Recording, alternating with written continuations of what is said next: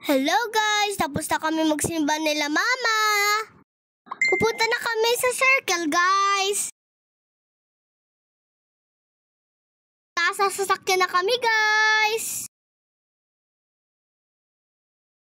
Ayan guys, nandito na kami sa circle. Kasama ko pala yung pinsan ko guys.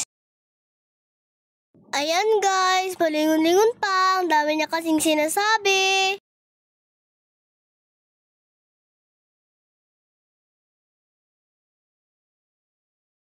Ayan guys, sabi ni mama, picture muna daw kami.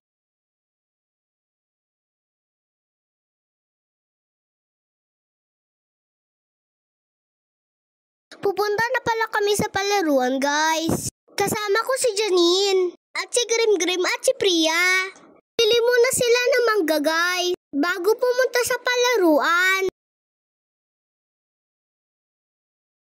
Eto guys, may nakita kaming bubbles.